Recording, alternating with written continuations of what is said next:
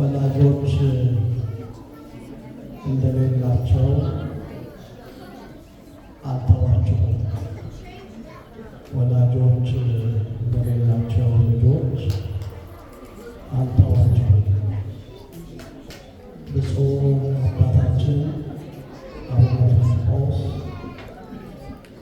በኢትዮጵያ ኦርቶዶክስ ተዋሕዶ ቤተክርስቲያን የቅድስት ሥላሴ መንፈሳዊ ዩኒቨርሲቲ ፕሬዝዳንት፣ የደቡብ ኦሞ ሀገረ ስብከት ሊቀ ጳጳስና የቅዱስ ሲኖዶስ አባል ክቡር መላከ ሰላም መምህር ሶሎሞን፣ የዚህ የታላቋ የበረከት ቦታ የሆነችው የደብረ ቅድስት ማርያም ቤተክርስቲያን አስተዳዳሪ፣ ክቡራን አበው፣ የቤተ ክርስቲያናችን ሊቃውንት፣ መምህራን፣ ሁላችሁ በየማዕረጋችሁ እግዚአብሔርን የምትወዱት እርሱ ደግሞ ከሁሉ አብልጦ እጅግ በጣም የሚወዳችሁ የልዑል እግዚአብሔር ቤተሰቦች ሙሃዘ ፍስሐ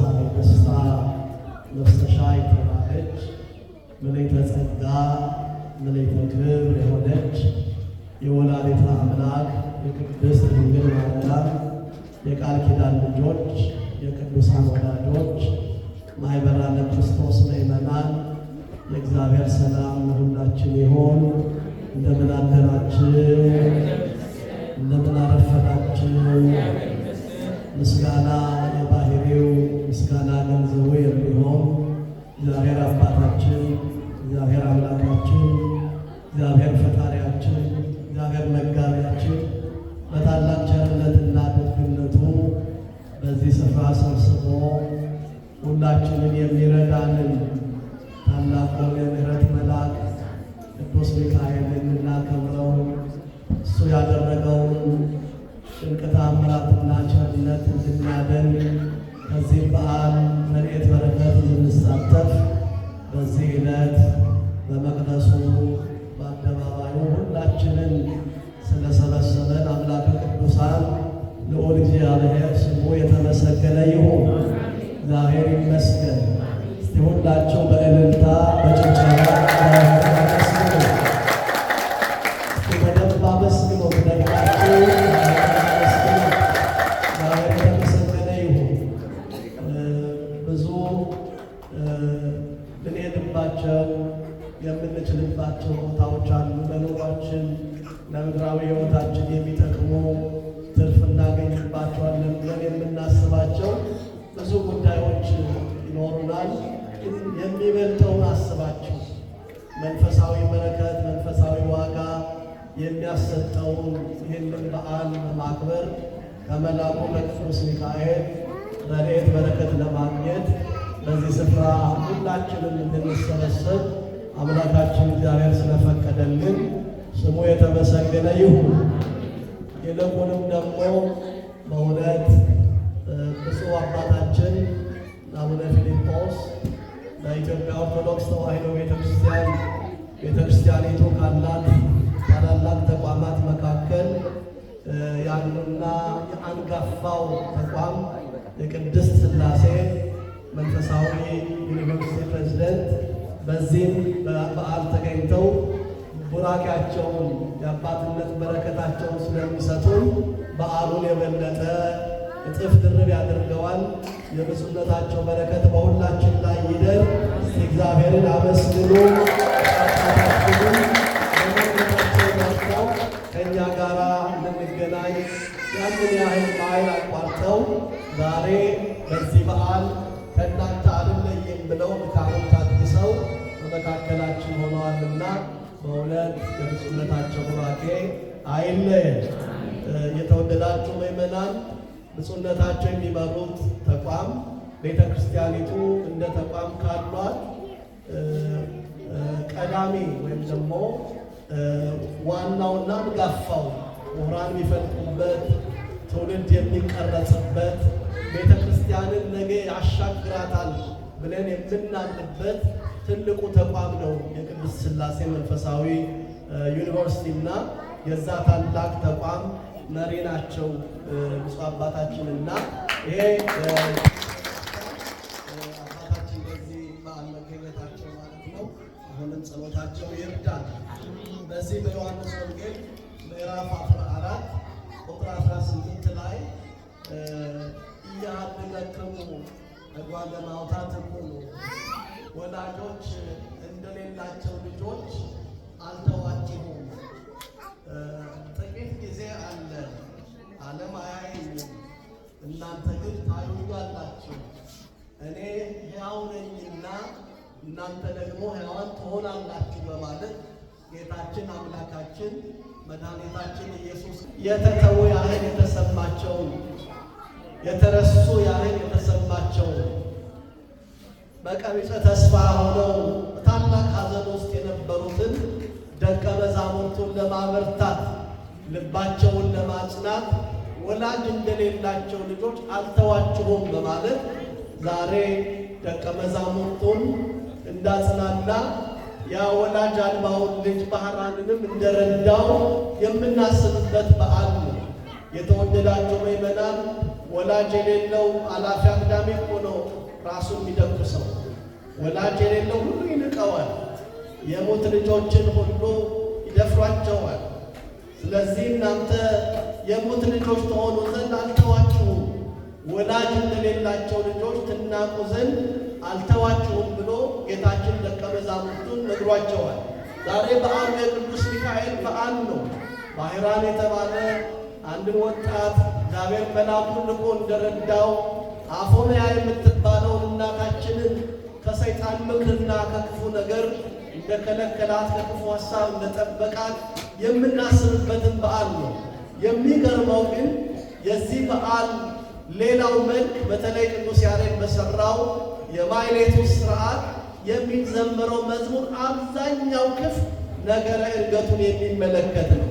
ቅድምም አንገርጋሪውን ሊቃውንቱ ሲዘምሩ እንደሰማችሁት ይቤሎሙ እግዚእ ኢየሱስ ለአርዳኢሁ፣ ኢየሱስ ክርስቶስ ደቀ መዛሙርቱን እንዲህ አላቸው፣ አዐርግ ሰማየ፣ ወደ ሰማይ አርጋለሁ፣ ሀበ አቡየ ወአቡክሙ፣ ወደ አባቴ ወደ አባታችሁ፣ ወደ አምላኬ ወደ አምላካችሁ አርጋለሁ ብሎ አላቸው የሚል ዝማሬ ሲዘምር ሰምታችኋል።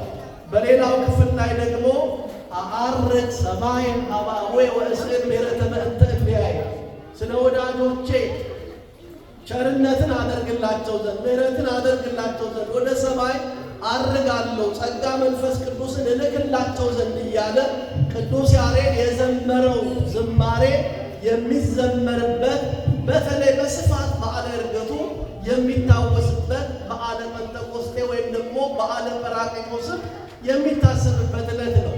ጥቂት ነገር ጌታችን ይህንን የተናገረበትን ምክንያት አነሳና ወደ በዓሉ መለሳለሁ ጊዜ ላለመውሰድ። እንደምታውቁት አምላካችን መድኃኔ ዓለም ኢየሱስ ክርስቶስ ከእመቤታችን ከቅድስት ድንግል ማርያም ከሥጋዋ ሥጋ ከነፍሷ ነፍስ ነስቶ በዚህ ምድር በተመላለሰበት በመዋዕለ ትምህርቱ ወይም በዘመነ ሥጋዌው ብዙ ተአምራትን አድርጓል። ለምጻም አንጽቷል፣ ጎባጣ አቅንቷል፣ ሽባ ተርትሯል፣ ሙት እንኳ ሳይቀር ከመቃብር ቀስቅሷል።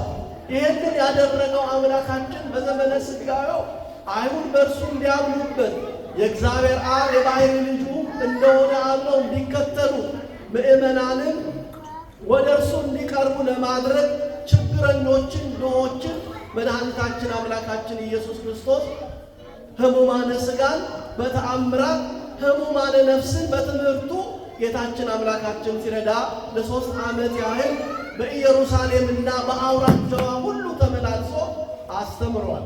የመጣበት መለኮታዊ ዕቅዱ የመጣበት አምላካዊ ፈቃዱ ግን በመስቀል ላይ ተሰቅሎ ንጹሕ ደሙን አፍሶ ቅዱስ ሥጋውን ቆርሶ የሰው ልጅ ማዳን ነው አይደል? የሰማችሁኝ ነው? ይሰማችኋል አይደል? መቃበል ውስጥ ፍጥጣት በሉ እና የሰው ልጆችን ማዳን ነውና የመጣበት ያ መለኮታዊ ዕቅዱ የሚፈጸምበት ጊዜ ለአዳምና ለልጆቹ የሰጠው ተስፋ የሚፈጸምበት ጊዜ ሲደርስ ለደቀ መዛሙርቱ እንደሚቀበል እንደሚሞት በሦስተኛውም ቀን እንደሚነሳ ሲነግራቸው ደቀ መዛሙርቱ ሐዘን ገብቷቸው ነበር። ተስፋ ቆርጠው ነበር። የተከተልን እኮ አትተወንም ብለን ነው። ኑሯችንን ትተን ንግዳችንን ትተን ቤተሰቦቻችንን ትተን የተከተልን አትተወንም ብለን ነበር። አንተ ግን አሁን እንደምትሞት መከራ እንደምትቀበል እየነገርከን ነው እያሉ በቀቢጸ ተስፋ ሲሞሉ ጌታችን በዮሐንስ ወንጌል ምዕራፍ 14 ላይ ልባችሁ አይታወክ፣ በአባቴ እመኑ፣ በእኔም እመኑ፣ በአባቴ ቤት ብዙ መኖሪያ አለ፣ ስፍራ አዘጋጅላችሁ ዘንድ እሄዳለሁ አላቸው። እርገቱ ምን ያዘጋጅልን ዘንድ ነው? ስፍራ ያዘጋጅልን ዘንድ ደግሞ ጰራቅሊጦስ የተባለውን አጽናኙን መንፈስ ቅዱስን ይልክልን ዘንድ ነው። ይሄም ብቻ አይደለም። ወደ ሰማይ ያረገው መድኃኒታችን ኢየሱስ ክርስቶስ እኛንም ወደ ሰማይ ሊስበን ነው። በዚህ በዮሐንስ ወንጌል ምዕራፍ 12 ቁጥር 37 ላይ እምከመ ተለአልኩ እምር እስር ኩሎ ኀቤ ይላል። እኔ ከምድር ከፍ ያልኩ እንደሆነ ሁሉን ወደ እኔ እስባለሁ ነው የሚል። ወደ ሰማይ ሊስበን መድኃኒታችን ኢየሱስ ክርስቶስ አርጓል። ይሄ እርገቱ የሚታሰብበት ጰራቅሊጦስ እያልን የመንፈስ ቅዱስን መውረድ የምናስብበት ወቅት ነው። ስለ እርገቱ ስታስቡ ምእመናን ልባችሁን ደስ እንዲላችሁ አንድ ቃል ልናገር። በጣም የሚገርም ነው። መርፌ ክርን እንደሚከተል እኛም እሱን እንድንከተለው እንድታስቡ ነው ፈልገው። መርፌ ታውቃላችሁ አይደል? መርፌ ብርቱ ነው። የሚሰፋ ሰው ታውቃላችሁ። አልሰፋችሁም? ገጠር ልብሳችሁን መርፌው ባለፈበት ስፍራ ሁሉ ምን ይከተለዋል? ክሩ ይከተለዋል። እኛ ደካሞች ብንሆንም ልፍስፍሶች ብንሆንም ደግሞ እሱ ምን እንለዋለን ማለት ነው? እንከተለዋለን። ይህ አምላካችን መድኃኒታችን ኢየሱስ ክርስቶስ ወደ ሰማይ እንደሚያርግ ለደቀ መዛሙርቱ ከነገራቸው በኋላ ካይበ እመጽእ ወእነሣእክሙ፣ ዳግመኛ መጥቼ እኔ ወዳለሁበት የባሕርይ አባቴ አብ ወዳለበት የባሕርይ ሕይወቴ መንፈስ ቅዱስ ወዳለበት ወደዛ ወስዳችኋለሁ ካላቸው በኋላ ነው ወላጆች እንደሌላቸው እንደ ሙት ልጆች አልተዋችሁም ያላቸው። እግዚአብሔር የተመሰገነ ይሁን። እግዚአብሔር አይተወንም። እግዚአብሔር አይረሳንም። እግዚአብሔር አይጥለንም። መዝሙር 92 ላይ ዳዊት እግዚአብሔር ሕዝቡን አይጥልም ርስቱንም አይተውም ብሎ እንደዘመረ እግዚአብሔር አምላካችን አይጥለንም፣ አይተወንም። የማይጥለን የማይተወን እግዚአብሔር ስሙ የተመሰገነ ይሁን። በየትኛው ሕይወት አመስግኖ በየትኛው ሕይወታችን ሕይወት እግዚአብሔር ፈጽሞ አይተወንም። እግዚአብሔር ቢተወንማ፣ እግዚአብሔር ጨርሶ ቢረሳንማ፣ እግዚአብሔር ኃጢአታችንን ቢያስብማ በዚች ምድር ላይ መቆየትም ባልቻልን ነበር። የማይተውን አምላክ ስሙ የተመሰገነ ይሁን። በዛሬው ዕለት ያንን ወጣት አባት የሞተበትን የድሃይቱን ልጅ አሳዳጊ የሌለውን ልጅ እግዚአብሔር መልአኩን ልኮ እንዴት እንደረዳው እንዴት እንዳሰበው የሚታሰብበት ዕለት ነው። በዛሬው ዕለት የሚነበበው ስንክሳሩን የምታነቡ፣ ተአምረ ሚካኤሉን የምታነቡ፣ ድርሳነ ሚካኤሉን የምታነቡ የምታገኙት ታሪክ ባሕራን ስለሚባል ሰው ታሪክ አባቱ መልአኩ ቅዱስ ሚካኤልን ይወድ የነበረ በተለይ በኅዳር ወርና በሰኔ ወር የሚደረገው የቅዱስ ሚካኤልን ዓመታዊ በዓል ዝክር እየዘከረ ለድሆችና ለጦም አዳሪዎች ቸርነት ያደርግ የነበረ ሰው እንደነበር በኋላም በደዌ ተይዞ ታሞ እንደተጠራ የሚናገር ክፍል አለ።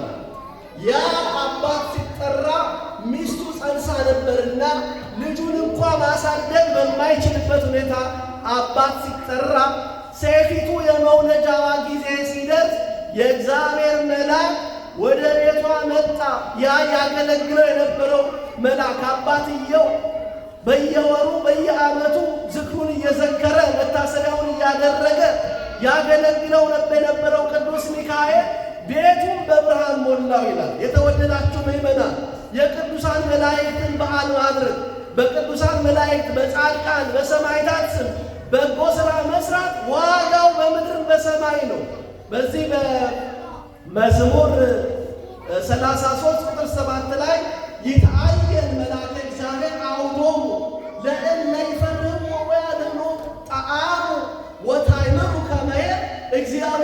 ቃል አለ። እግዚአብሔርን በሚፈሩ ሰዎች ዙሪያ በውስጤ እግዚአብሔርን በሚፈሩ ሰዎች ዙሪያ የእግዚአብሔር መልአክ ይሰፍራል፣ ይከትባል፣ ያድናቸውማል። መዝሙር 33 ላይ ያለቃል። ያ ባለጠጋ የቅዱስ ሚካኤልን በዓል ያደርግ የነበረው አባት ከድህነቱ ከፍሎ በሕይወት በዓመት ጦም አዳሪዎችን ድሆችን ያስብ የነበረው አባት ቢጠራ እግዚአብሔር መልአኩን አባት አደረገ። መልአኩ ሚካኤልን ላከው። ሴቲቱ በምትወልድበት እናቲቱ በምትወልድበት ጊዜ ቤቱን ብርሃን ሞላው። ነገራት። ቅዱስ ሚካኤል የዚህ ሕፃን አሳዳጊው ነው፣ አይጥለውም፣ አይተወውም፣ ወላጅ እንዳለው ተረስቶ አይቀርም ብሎ ነገራት። በዚህ ጊዜ ነው የሚለው እዚያው ምሳሉ ላይ እንደምናነበው ጌታችን የዛን የጎረቤቱን ባለጠጋ አንድ ክፉ ጎረቤት ነበረው፣ እግዚአብሔርን የማይፈራ ሰውን የማያፍር ያ ሰው ካለው ለድሆችና ለጦም አዳሪዎች ሲያድር ድሆችን ሲመግብ የቅዱስ ሚካኤልን ዓመታዊ በዓላት ሲዘክር ይንቀው የነበረ ይጠላው የነበረ ይሳለቅበት የነበረው ጎረቤት ጆሮውን ከፍቶለት ጌታችን ለዚያች ሴት መልአኩ የነገረውን የምሥራች ሰማ። ሕፃኑ ታላቅ እንደሚሆን እግዚአብሔር መልአኩን አሳዳጊ አድርጎ እንደሰጠው የዚህንም ጎረቤት ያለውን ባለጠጋ ሀብት እንደሚወርስ እግዚአብሔር ቸርነት እንደሚያደርግለት በጥበቡ ባለጠጋ እንደሚያደርገው ሰማ። ስለዚህ የሰው ወራሽ ነዋል፣ የሚወለደው ሀብት የሚወርስ ነው። ታዲያ ለምን አላጠፋውም ብሎ ሴቲቱን በድህነቱ አገባባት። አንዳንድ ሰዎች በድህነታችን ይገባሉ አይደል?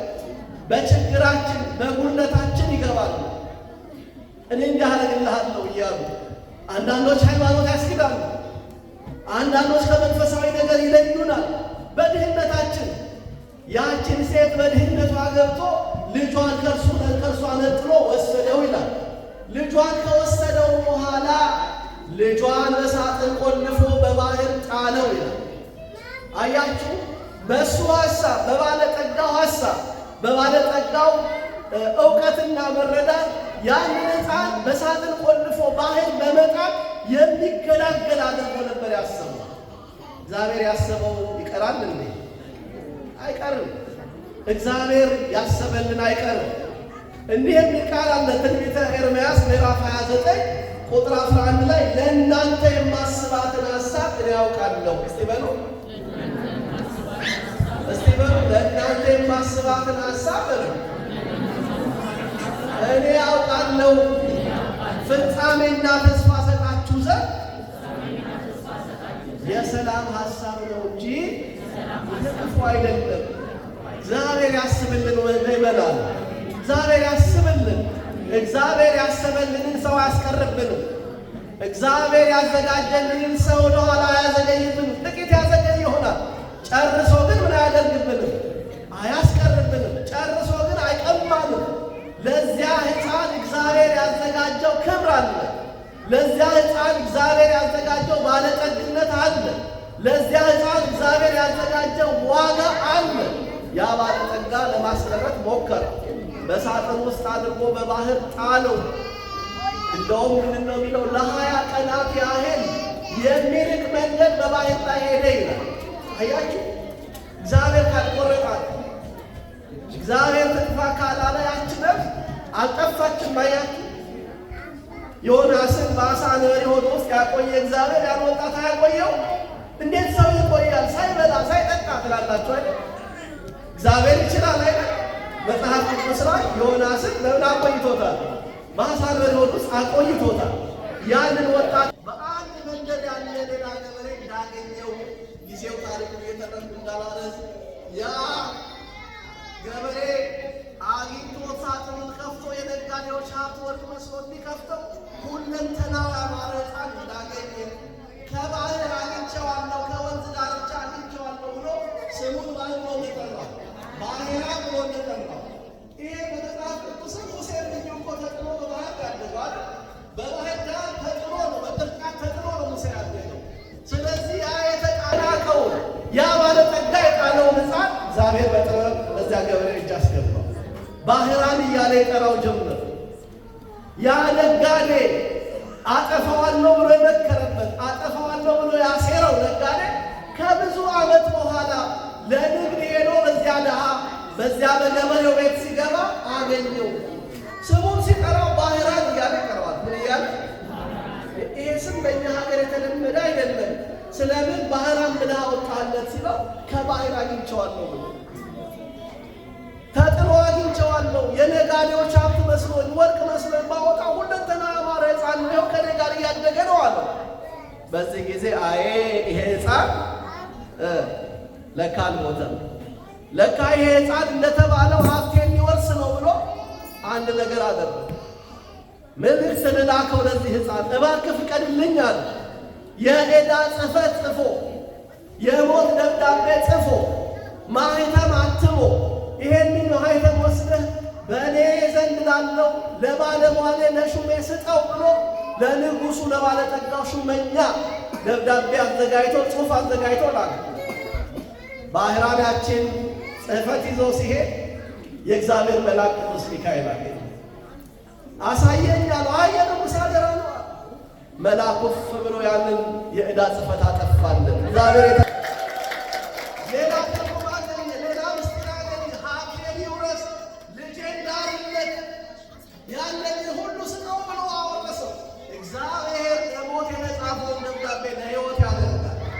ዛሬ የተለያየ ጽሕፈት የተጻፈባችሁ አትድኝም፣ አትኖርም፣ ዘመንሽ ጥቂት ነው፣ የቀረሽ ያን ዓመት ነው፣ ካንሰርሽ ስቴጅ 4 ደርሷል፣ ከዚህ በኋላ ሕይወትሽ ጤነኛ አይሆንም፣ ተስፋ ቁረጪ ስንባል እግዚአብሔር ሕይወት ያደርጋል። እግዚአብሔር ይቀይረዋል። እግዚአብሔር ይለውጠዋል። አመስግኑት እግዚአብሔር። ምክንያቱም የላከ ይለውጠዋል። ቅዱስ ሚካኤል ተላከ። ዳዊት በመዝሙር 90 ላይ እስመ ለመላእክቲሁ ይዔዝዞሙ በእንቲአከ ከመ ፍናው ይፈቅዳል። በመንገዶች በምትሄድበት ጠላት እንዳያሰናክል እንዳያጠምድ ወደ ገደል እንዳይጥል መላእክትን ስላንተ ያዘዛል እንዳለ ቅዱስ ሚካኤል ተላከ። ልኖሩና መስግኖ ዛሬም በችግር ውስጥ ያላቸው ምእመናን ቅዱስ ሚካኤል ወደ እናንተ ይምጣ፣ ለመራዳት ይምጣ፣ ለማገዝ ይምጣ። ሚካኤል ሆና የባህራን አምላክ የባህራን ረዳትና የባህራን ታዳጊና ባህራንን የረዳኸው ከጠላቶቹ ከጠላቶች ያዳንከው ና አፎምያን የረዳ ከሰይጣን እጅ የታደግካ መልአኩ ሚካኤል ሆይ ና እያለ መልአኩን እንጥራው። ቅዱሳን መላእክት የሰው ልጆችን የሚረዱ ናቸው። ቅዱሳን መላእክት ሰሹ ናቸው። ሰዎችን ለመርዳት የሚላኩ ፈጣኖች ናቸው። ሚካኤል ዛሬ ስንጠራው በዓለም ሁሉ በጥቅሻ የሚደርስ ነው። የመላእክት ፈጣንነት ከእሳትና ከነፋስ የሚፈጥር ነው ግብራቸው። መዝሙር 103 ላይ ዘይሬስዮሙ ለመላእክቲሁ መንፈሰ ወለእለ ይትለአክሙ ነደ እሳት እንዳለ መላእክቱ እንደ እሳት ፈጣን እንደ ነፋስ ረቂቅ ናቸው። ረቂቃን የሆኑ ቅዱሳን መላእክት በችግራችን እየመጡ ይረዱናል። ሚካኤል ይርዳል። ሚካኤል ሆይ በሉት እስቲ እርዳኝ በሉት እስቲ።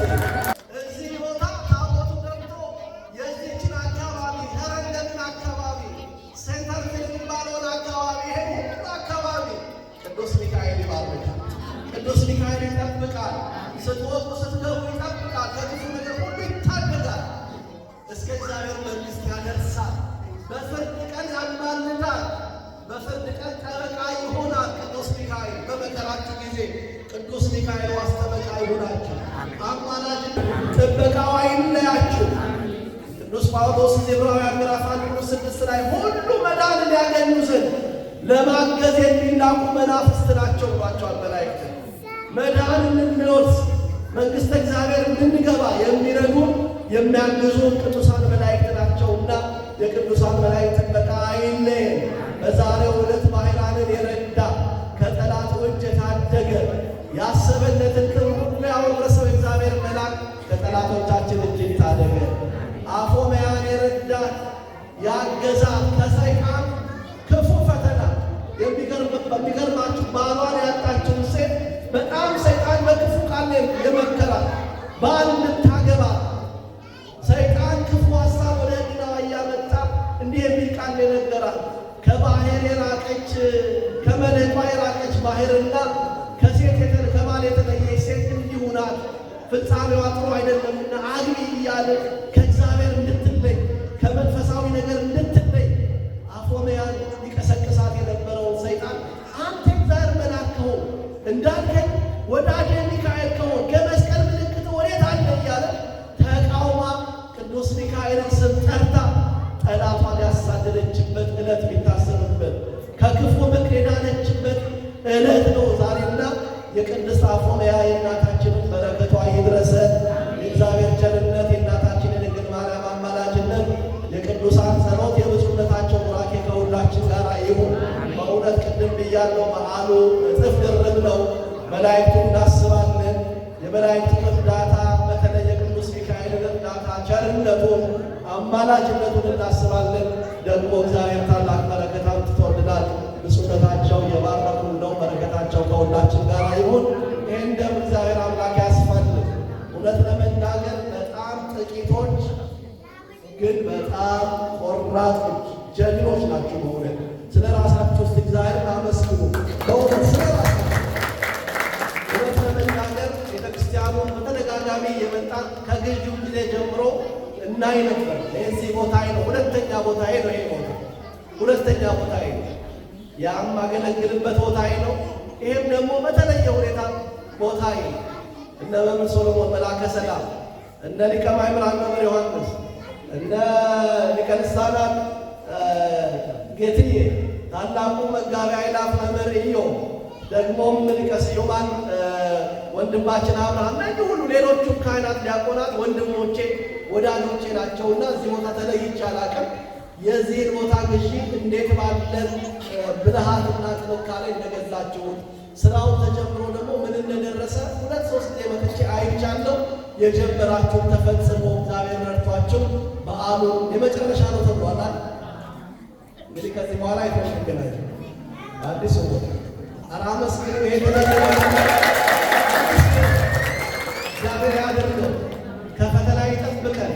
የሚጎድለውን የሚታጣ ወላዲተ አምላክ ድንግል ማርያም ተብሏለን። እናታችን በምልጃዋ ሞልታ የዶኪማስን ጓዳ የሞላችን በቤት ጓዳችንን ሞልታ የጎደልና አቃንታ በመስከረም 21 ቀን ነው እንግዲህ የሆነው በዕለተ ቀኗ ይመስለኛል። በዚያ በአዲሱ መቅደስ ሁላችንን ሊያገናኘን ይቆየን።